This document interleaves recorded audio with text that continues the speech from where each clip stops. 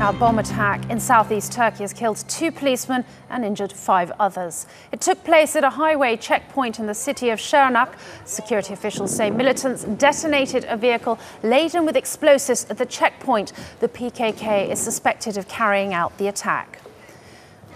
The town of Cizre is once again under curfew after it was lifted on Saturday. It's where Turkish security have been fighting PKK militants since the beginning of the month. Government forces are now expected to continue their operations in the town against the militant group. And Turkey's government has also imposed a curfew in 3 neighborhoods in Diyarbakir. That's after suspected PKK fighters killed 1 police officer and wounded another. And police have fought with protesters after they tried to enter a neighborhood under curfew in the southeastern city of Diyarbakir. Police officers used smoke grenades and water cannons to disperse them. Joining me now to talk about the latest violence is Galip Dalay, a political analyst. He is the research director at the Al Sharq Forum, a think tank here in Istanbul. Galip, thanks very much for joining us.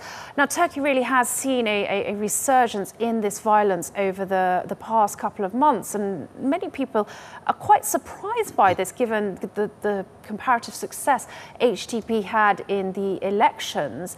What do you think this violence, renewed violence, really means for Turkey in terms of its internal and indeed regional balance?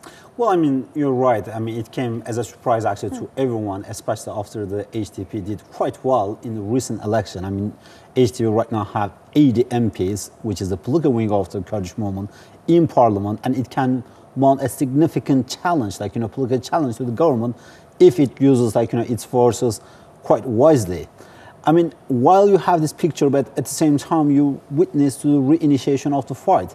Right now, the question is this about the internal Kurdish issue? If it is about it, what has changed, within the matter of 2 months that led the PKK to again engage in the fight?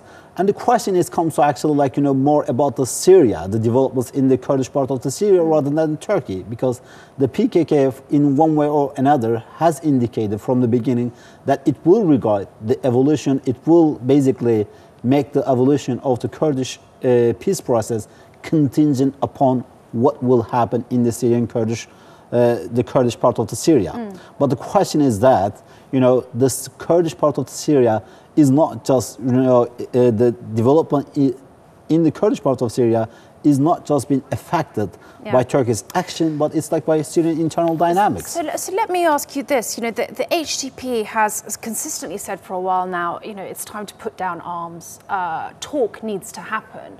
In light of what we've seen over the past couple of months, the renewed violence, do you think that these are words that the PKK are going to take on board anytime soon?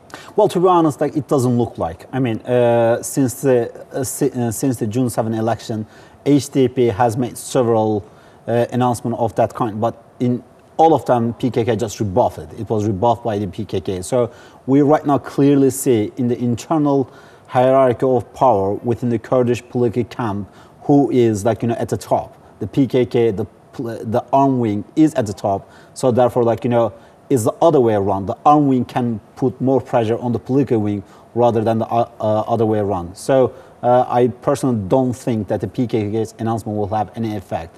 It will be more or less based on the PKK's internal calculation.